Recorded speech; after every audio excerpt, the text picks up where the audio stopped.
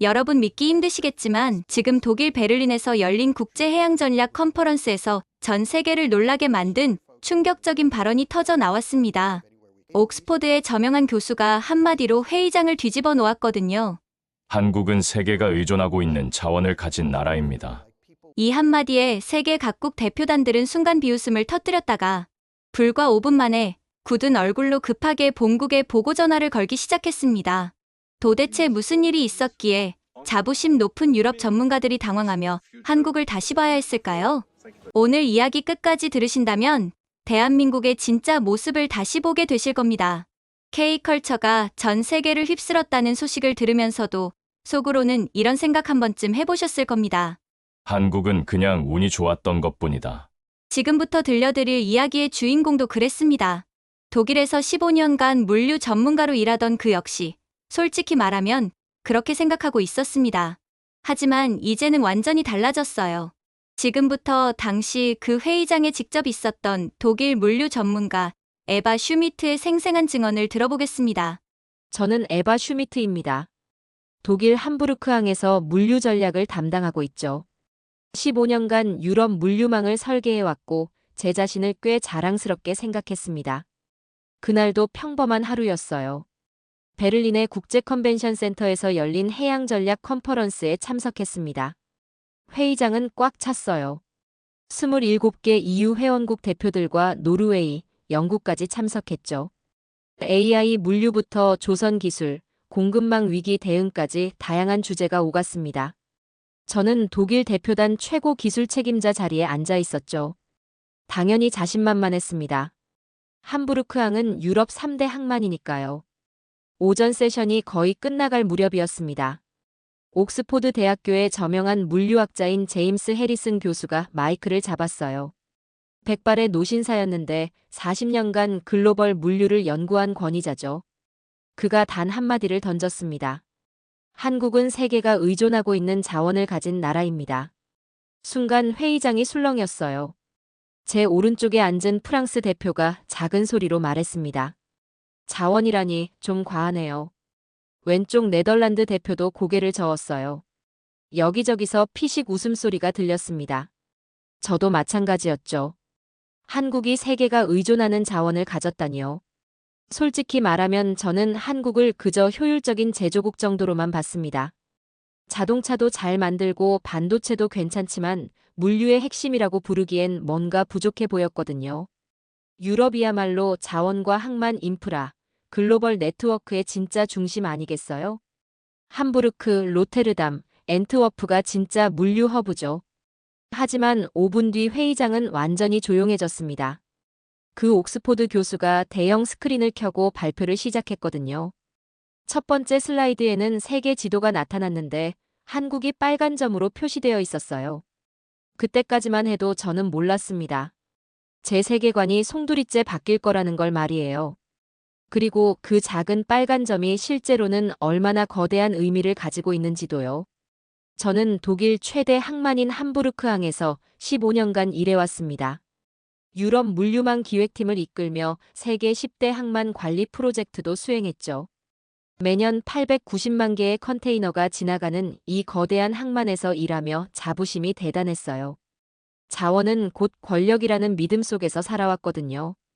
독일의 지리적 위치는 정말 완벽합니다. 유럽의 심장부에 있고 함부르크항은 북해와 발트해를 연결하는 관문이니까요. 엘베강을 따라 올라온 대형 컨테이너선들이 독일 전역으로 화물을 실어 나르는 모습을 볼 때마다 가슴이 벅찼어요. 이게 바로 진짜 물류의 힘이라고 생각했습니다. 한국에 대한 제 인식은 너무나 단순했어요. 열심히 일하는 사람들이 사는 나라, 삼성이나 현대 같은 기업들이 있는 곳, 그 정도였습니다. 물론 경제 성장도 빨랐고 기술력도 인정받고 있지만 결국은 제조업 중심 국가 아니겠어요. 독일처럼 자동차를 잘 만들고 일본처럼 정밀 기계를 잘 만드는 나라 중 하나라고 생각했거든요. 물류라는 건 결국 지리적 위치와 자원, 그리고 수백 년에 걸쳐 축적된 경험이 만드는 거라고 확신했습니다. 함부르크항만 해도 1189년부터 시작된 800년 역사를 가지고 있어요. 한자동맹 시대부터 발트해 무역의 중심이었죠. 이런 역사와 전통을 하루아침에 따라잡을 수 있겠어요? 회의장에서 중국, 영국, 프랑스 대표단들과 함께 앉아있던 저는 내심 동의했습니다. 중국 대표는 베이징 대학 출신 물리학 박사였고 영국 대표는 런던 정경대 교수였어요. 이런 분들도 한국이 물류의 심장이라는 말에 의문을 표하는데 저라고 다르겠어요. 한국이 물류의 심장이라니 좀 과장된 표현 같았습니다. 효율적인 노동력과 빠른 생산 시스템은 인정하지만 그게 전 세계 물류를 좌우할 만한 수준일까요? 아시아 지역 허브 정도는 될 수 있겠지만 글로벌 중심축이라고 하기엔 너무 작잖아요. 옥스포드 교수가 빔 프로젝터를 켜자 저는 팔짱을 꼈습니다. 과연 무슨 근거로 그런 주장을 하는지 궁금했거든요. 독일 항만의 우수성을 증명할 기회가 될 수도 있겠다는 생각도 들었어요. 함부르크항의 데이터와 비교해보면 한국의 한계가 명확해질 테니까요. 하지만 곧 제가 얼마나 무지하고 오만했는지 깨닫게 됩니다. 옥스포드 교수가 본격적으로 발표를 시작했습니다. 한국은 세계 2위의 환적항을 보유하고 있습니다. 그리고 전 세계 LNG 운반선의 70%를 한국이 만듭니다. 첫 번째 데이터가 나왔을 때 저는 고개를 갸웃했어요. 정말일까요? 한국의 무역은 99.6%가 해상으로 연결돼 있으며 부산항은 287개 글로벌 항로를 연결하는 순환 허브입니다. 교수의 말이 계속되자 중국 대표가 웃으며 손을 들었습니다. 그게 전략입니까? 단지 효율적인 노동력 아닌가요? 영국 대표도 거들었어요. 항만 규모로만 보면 유럽이나 중국이 훨씬 크지 않습니까? 프랑스 대표까지 고개를 끄덕이며 동조했죠. 저도 속으로 같은 생각이었습니다. 아무리 열심히 해도 결국 추격자 입장 아니겠어요. 회의장 분위기는 점점 한국을 무시하는 쪽으로 기울었습니다. 어떤 대표는 아예 노트북을 열어 다른 일을 시작했어요. 저 역시 시계를 보며 언제 이 지루한 발표가 끝날지 궁금했습니다. 그런데 MIT 교수의 표정은 전혀 흔들리지 않았어요. 오히려 미소를 지으며 다음 슬라이드로 넘어갔습니다. 이제 정말 흥미로운 데이터를 보여드리겠습니다. 그때까지만 해도 저는 몰랐어요. 제 편견이 얼마나 어처구니 없는 것인지 말입니다. 옥스포드 교수가 빔 프로젝터로 새로운 데이터를 띄웠습니다. 그 순간 회의장 분위기가 완전히 바뀌었어요. 스크린에 나타난 건 복잡한 물류 네트워크 도표였는데 한국을 중심으로 선들이 거미줄처럼 뻗어나가고 있었습니다. 부산항은 아시아에서 유럽, 미주로의 환적에서 평균 리드 타임을 14시간 단축시킨다는 자료였어요.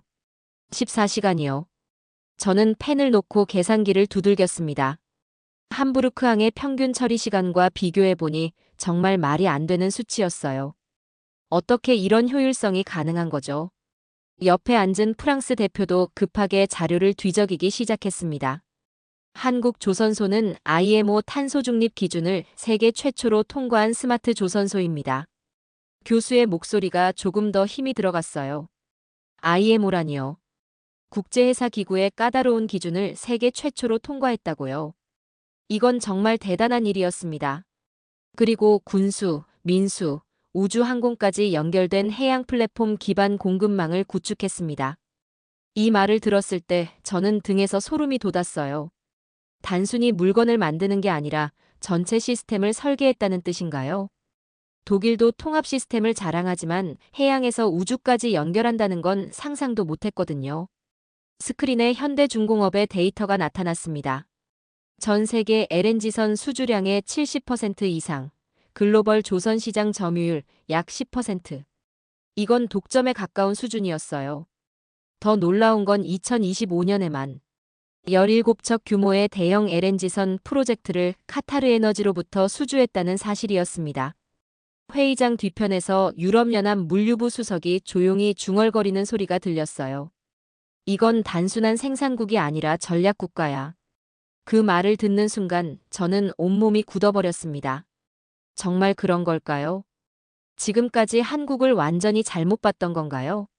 노르웨이 대표가 급하게 자료를 뒤적이기 시작했습니다. 베르겐항의 데이터를 찾고 있는 것 같았어요. 영국 대표는 아예 통화를 시작했습니다. 런던 본부에 확인 전화를 걸고 있는 거였죠. 저도 마찬가지였어요. 핸드폰으로 함부르크항 데이터를 확인해 봤는데 한국과 비교하니 뭔가 부족해 보였습니다. 이상했어요. 분명 어제까지만 해도 우리가 최고라고 생각했는데 이 데이터들은 완전히 다른 이야기를 하고 있었거든요. 옥스포드 교수가 보여주는 건 단순한 통계가 아니라 전략적 인프라의 설계도 같았습니다. 한국이 바다를 어떻게 시스템화했는지 보여주는 청사진 말이에요. 저는 점점 불안해지기 시작했습니다. 발표가 끝나고 질의응답 시간이 되자 회의장은 완전히 달라져 있었습니다. 아까까지 비웃던 분위기는 온데간데 없고 모든 대표들이 진지한 표정으로 질문을 쏟아냈어요. 저도 손을 들고 물었습니다. 교수님, 이런 시스템 통합이 정말 가능한 건가요? 옥스포드 교수가 저에게 다가왔습니다. 회의가 끝난 후였어요. 에바 슈미트 박사님이시죠? 함부르크항에서 일하신다고 들었는데요.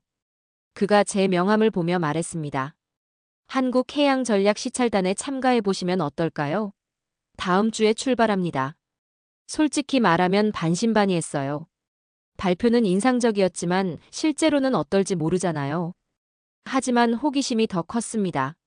정말 한국이 저런 시스템을 구축했는지 직접 확인해보고 싶었거든요. 게다가 함부르크항의 미래 전략을 세우는데도 도움이 될 것 같았어요. 일주일 뒤 저는 인천공항에 내렸습니다. 3월 말에 한국은 생각보다 따뜻했어요. 공항에서부터 인상적이었습니다. 자동화된 입국 심사, 스마트 수화물 처리 시스템까지. 독일 공항들도 자동화가 잘 되어 있다고 생각했는데 여기는 차원이 달랐어요. 첫 목적지는 부산항이었습니다. KTX로 이동하는 동안 가이드가 말했어요. 이 나라는 단순히 바다를 가진 게 아니라 바다를 설계한 국가입니다. 처음엔 그냥 홍보 멘트라고 생각했죠. 하지만 창밖으로 보이는 풍경을 보니 뭔가 달랐어요. 고속도로, 철도, 항만이 하나의 네트워크처럼 연결되어 있었거든요. 부산항에 도착하자마자 저는 말문이 막혔습니다. 규모부터 압도적이었어요. 2,400만 TEU를 처리하는 세계 6위 컨테이너항이라고 했는데 숫자로만 들었을 때와 실제로 보는 건 완전히 달랐습니다. 함부르크항보다 3배 이상 큰 규모였어요. 하지만 더 놀라운 건 자동화 수준이었습니다. AI 기반 화물 추적 시스템, 스마트 항만 자동화 기술, 레이더 기반 해양 통제까지. 컨테이너 하나하나가 실시간으로 추적되고 있었어요. 함부르크항도 자동화가 잘 되어 있다고 생각했는데 여기는 완전히 다른 차원이었습니다. 항만 관리소장이 설명해줬어요. 저희는 287개 글로벌 항로와 연결되어 있습니다. 24시간 내에 아시아 어디든 화물을 보낼 수 있고 48시간 내에 유럽과 미주까지 연결됩니다. 이게 바로 14시간 리드타임 단축의 비밀이구나 싶었어요. 둘째 날은 울산 조선소를 방문했습니다. 현대중공업의 규모에 완전히 압도됐어요. 동시에 수십 척의 선박이 건조되고 있었고 그 중에는 카타르 프로젝트의 대형 LNG선도 있었습니다. 전 세계 LNG선의 70%를 여기서 만든다는 말이 거짓이 아니었어요. 셋째 날 거제도 방산기지, 넷째 날 제주 해상교통통제센터까지. 하루하루가 세계관 붕괴의 연속이었습니다. 이건 정말 바다를 설계한 나라였어요. 독일이 자랑하는 체계적 시스템보다 더 정교하고 통합적이었습니다. 현대중공업 LNG 선박 건조 라인을 직접 봤을 때 저는 숨이 막혔습니다. 거대한 철강 구조물들이 정교하게 조립되어 가는 모습은 마치 미래 도시를 건설하는 것 같았어요. 한 척당 2억 달러가 넘는 LNG선이 동시에 수십 척씩 건조되고 있었습니다. 현지 엔지니어가 자랑스럽게 설명했어요. 저희는 카타르 에너지와 17척 규모 대형 LNG선 프로젝트를 일괄 수주했습니다. 총 계약액만 34억 달러죠. 그 규모에 입이 벌어졌습니다. 독일 전체 조선업 연간 매출과 맞먹는 수준이었거든요. 친환경 추진 시스템 개발에도 선도적으로 나서고 있습니다. 엔지니어가 보여준 SOFC 기반 하이브리드 추진 시스템은 정말 혁신적이었어요. GTT 같은 글로벌 기업들과 공동 연구 개발을 진행하고 있다는 설명도 들었습니다. 이건 단순히 배를 만드는 게 아니라 미래 해양 기술을 창조하는 거였어요. 삼성중공업의 이중연료 추진선 개발 프로젝트도 인상적이었습니다. 친환경 연료와 기존 연료를 모두 사용할 수 있는 선박이라니요. 유럽에서도 이런 기술을 개발하려고 노력하고 있지만 상용화 단계까지 온 곳은 한국이 유일했어요. 한진의 무인 컨테이너 정렬 시스템까지 보니 저는 완전히 넋을 잃었습니다. 이건 항만이 아니라 해양 전장이다. 혼잣말이 나왔어요. 모든 과정이 자동화되어 있고 AI가 최적의 경로를 실시간으로 계산하고 있었습니다. 가장 놀라운 건 이 모든 것이 연결되고 신뢰되는 하나의 시스템 안에 있다는 점이었어요. 부산항에서 시작된 화물이 울산에서 만들어진 선박으로 운송되고 거제도에서 개발된 기술로 안전하게 관리되는 거였습니다. 독일의 시스템도 정밀하다고 생각했는데 한국은 더 유기적이고 통합적이었어요. 현지 엔지니어가 설명해줬습니다. 저희는 단순히 배를 만드는 게 아니라 해양 생태계 전체를 만들어가고 있습니다. 조선, 항만, 물류, 심지어 해양 안보까지 모든 것이 연결되어 있어요. 그 말을 듣는 순간 저는 독일과 한국의 근본적인 차이를 깨달았습니다. 독일은 기존 시스템을 개선하고 발전시키는 데 집중하고 있었어요. 800년 역사의 함부르크항을 현대화하고 전통적인 조선 기술을 업그레이드하는 방식이었죠. 하지만 한국은 완전히 새로운 시스템을 창조하고 있었습니다. 처음부터 통합을 염두에 두고 설계한 거였어요. 기술력도 놀라웠지만 그보다 더 인상적인 건 신뢰였습니다. 모든 과정이 예측 가능하고 투명했어요. 선박 건조 일정부터 품질 관리, 애프터 서비스까지 모든 것이 체계적으로 관리되고 있었습니다. 이런 신뢰는 하루아침에 만들어지는 게 아니에요. 수십 년간 축적된 경험과 기술력의 결과였죠. 인천 해군기지에서 한국 해군의 전략을 들었을 때 저는 완전히 새로운 관점을 얻었습니다. 해군 제독이 직접 브리핑을 해줬는데 그 내용이 정말 충격적이었어요. 독도함, 세종대왕 이지스함, 장보고 잠수함까지. 이 모든 것이 국내 조선소에서 만들어진 기술로 건조되었다는 걸 알았거든요. 저희 해군의 모든 주력함은 한국 기술로 만들어집니다. 제독의 말에 저는 깜짝 놀랐어요. 독일 해군도 자체 기술력을 자랑하지만 완전한 자립은 불가능했거든요. 많은 부분을 미국이나 다른 동맹국에 의존하고 있었으니까요. 더 놀라운 건 현대중공업이 해외로 군함을 수출하고 있다는 사실이었습니다. 필리핀 해군을 위한 정찰함과 프리기탐을 성공적으로 인도했고 세계적 수준의 해상 초계함 설계로 중남미 시장에서도 인정받고 있다더군요. 독일도 군함 수출을 하지만 한국처럼 체계적이고 대규모로 하지는 못했어요. 해군 관계자가 보여준 통합 지휘 시스템도 인상적이었습니다. 저희는 부산에서 제주까지, 동해에서 서해까지 모든 해역을 실시간으로 모니터링합니다. 레이더망, 위성통신, 해상 초계기가 하나의 네트워크로 연결되어 있었어요. 심지어 스마트 선박 기술이 드론 방어 체계와도 연결되어 있었습니다. 민간 선박에서 개발된 자동항해 기술이 군사용 무인 시스템에도 적용되고 있다는 거였어요. 이런 군민기술 융합은 독일에서도 시도하고 있지만 한국만큼 체계적이지는 못했습니다. 해군 관계자가 말했어요. 저희는 바다에서 일어나는 모든 일을 통합적으로 관리합니다. 민간 선박의 운항부터 해양 안보까지 모든 것이 하나의 시스템 안에 있어요. 이게 바로 해양 자립국의 모습이구나 싶었습니다. 그때 깨달았어요. 한국은 자원이 없기 때문에 바다를 시스템화한 나라라는 걸 말이에요. 독일처럼 자원과 지리적 이점에 의존하는 게 아니라 기술과 시스템으로 바다를 정복한 거였습니다. 한반도 주변의 바다를 완전히 자신들의 것으로 만든 거죠. 미국의 군함 제조사인 헌팅턴 인갈스가 현대중공업과 협력 MOU를 체결했다는 소식도 들었어요. 이건 정말 놀라운 일이었습니다. 미국이 자국의 핵심 군수업체와 한국 기업의 협력을 공식 승인한 거거든요. 한국 조선 기술에 대한 국제 군사 산업계의 신뢰를 공식화한 상징적 사건이었어요. 미국이 중국 조선업과 경쟁하기 위해 한국과 일본을 핵심 동맹으로 주목하고 있습니다. 해군 관계자의 설명에 저는 고개를 끄덕였어요. 이제 이해가 됐습니다. 한국이 단순한 제조업 국가가 아니라 해양 전략의 핵심 축이라는 걸 말이에요. 독일도 해양력을 중요하게 여기지만 한국처럼 바다 자체를 시스템화하지는 못했어요. 우리는 여전히 전통적인 항만과 조선업에 의존하고 있었거든요. 하지만 한국은 바다를 하나의 거대한 플랫폼으로 만들어 놓았습니다. 5일 뒤 저는 다시 EU 본회의장으로 돌아왔습니다. 패널로 나선 저는 마이크를 잡고 단호하게 말했어요. 한국은 자원이 없는 나라가 아닙니다. 그들은 자원을 기획했고 신뢰로 운영하며 기술을 무기화했습니다. 회의장이 완전히 조용해졌어요. 일주일 전 한국을 비웃던 그 분위기와는 정반대였습니다. 중국 대표가 고개를 떨구며 중얼거렸어요. 그런 건 우리도 할 수 있었던 일이었는데. 하지만 이미 늦었죠. 저는 계속 말했습니다. 부산항의 287개 글로벌 항로 연결, 14시간 리드타임 단축, 이건 단순한 효율성이 아닙니다. 전 세계 물류망을 재설계한 거예요. 영국 대표가 급하게 메모를 하기 시작했어요. 현대중공업이 전 세계 LNG선의 70%를 수주한 것도 우연이 아닙니다. 기술력과 신뢰도 그리고 시스템 통합 능력의 결과예요. 프랑스 대표가 깊은 한숨을 내쉬었습니다.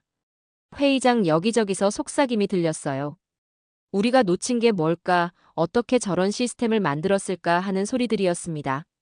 저 역시 일주일 전만 해도 똑같은 생각이었죠. 하지만 이제는 달랐습니다. 한국의 진짜 실력을 봤거든요. 저는 발표를 마무리하며 가장 중요한 메시지를 전했습니다. 물류란 결국 신뢰입니다. 그리고 한국은 예측 가능한 연결을 구축한 유일한 나라입니다. 이건 제가 5일간 한국에서 깨달은 핵심이었어요. 기술이나 규모가 아니라 신뢰가 진짜 경쟁력이라는 걸 말이에요. 단순히 배를 빨리 만들거나 항만을 크게 짓는 게 아니라 모든 파트너가 믿고 맡길 수 있는 시스템을 만든 겁니다. 카타르 에너지가 34억 달러 규모의 대형 프로젝트를 한국에 맡긴 이유도 바로 이 신뢰 때문이었어요. 가격만으로는 설명할 수 없는 선택이었거든요. 함부르크항도 훌륭한 항만입니다. 하지만 한국은 항만을 넘어서 해양 전체를 플랫폼으로 만들었어요. 저는 독일의 자존심을 인정하면서도 현실을 직시해야 한다고 말했습니다. 우리도 변해야 할 때가 온 거죠. 저는 한국항만청과의 전략 MOU를 체결하겠다고 발표했습니다. 그리고 EU와 한국 스마트 해양 플랫폼 협력기지 설립 계획도 공개했어요. 회의장에서 박수가 터져나왔습니다. 놀랍게도 노르웨이와 영국 대표들도 박수를 치고 있었어요. 노르웨이 대표가 마이크를 잡고 말했습니다. 노르웨이도 한국과의 협력을 검토해 보겠습니다. 영국 대표도 비슷한 입장을 표명했어요. 일주일 전만 해도 한국을 무시하던 사람들이 이제는 협력을 원한다고 나서는 거였죠. 유럽연합 물류부 수석이 일어나서 말했습니다. 오늘 에바 박사의 발표는 우리 모두에게 큰 깨달음을 주었습니다. 유럽도 해양 전략을 근본적으로 재검토해야겠습니다. 이 말에 회의장 전체가 동조하는 분위기였어요. 회의가 끝난 후 옥스포드 교수가 저에게 다가왔습니다. 그는 만족스러운 표정으로 말했어요. 어떠셨나요? 제가 왜 한국을 그렇게 표현했는지 이해되시나요? 저는 고개를 끄덕이며 답했습니다. 이제 이해됐습니다. 왜 당신이 한국을 그렇게 불렀는지요? 한국은 정말 세계가 의존하고 있는 자원을 가진 나라였습니다. 전 세계 물류망에서 한국이 차지하는 위치는 단순한 허브가 아니라 핵심 동력원이었어요. 그날 밤 호텔에서 저는 함부르크항의 미래를 다시 설계하기 시작했습니다. 한국에서 배운 시스템 통합 방식을 적용해보고 싶었어요. 단순히 화물을 처리하는 항만이 아니라 유럽 전체를 연결하는 스마트 플랫폼으로 만들고 싶었습니다. 물류는 기술이 아니라 신뢰라는 교훈을 가슴에 새기면서 말이에요. 한국이 보여준 건 단순한 효율성이 아니었습니다. 모든 파트너가 안심하고 맡길 수 있는 예측 가능한 시스템, 그것이야말로 진짜 경쟁력이었어요. 이제 저도 한국처럼 바다를 설계하는 사람이 되고 싶었습니다. 독일의 전통과 한국의 혁신을 결합해서 새로운 유럽 해양 모델을 만들어 보고 싶었어요. 얼마 전까지 한국을 무시하던 제가 이제는 한국으로부터 배우려고 하고 있었습니다. 이게 바로 진짜 물류 전문가의 자세겠죠. 세계가 의존하는 자원을 가진 나라. 그 이름 앞에 한국이 있습니다. 우리는 더 이상 부품만 조립하는 나라가 아니라 세계 전략의 물줄기를 바꾸는 조용한 리더입니다. 바다 위에 세운 이 기술과 신뢰는 수십 년 동안 각자의 자리에서 묵묵히 책임을 다해준 수많은 이들의 헌신 위에 쌓인 결과였습니다. 지금 우리가 누리고 있는 이 자부심은 누군가의 땀과 책임감에서 비롯된 것이니까요. 그 모든 분들께 진심 어린 존경과 감사를 전합니다. 이 이야기가 마음에 닿았다면 꼭 가까운 누군가에게도 전해주세요. 세상은 아직 포기하기엔 너무 아름답고 우리에겐 해볼 만한 일들이 아직 많이 남아 있으니까요. 좋아요와 구독, 알림 설정은 자랑스러운 한국의 이야기를 더 멀리 전하는 데 큰 힘이 됩니다. 함께 해주세요. 작은 응원이 큰 변화를 만듭니다. 오늘도 묵묵히 세상을 밝히는 모든 분들께 진심 어린 감사와 존경을 전하며 지금까지 마음의 불빛이었습니다.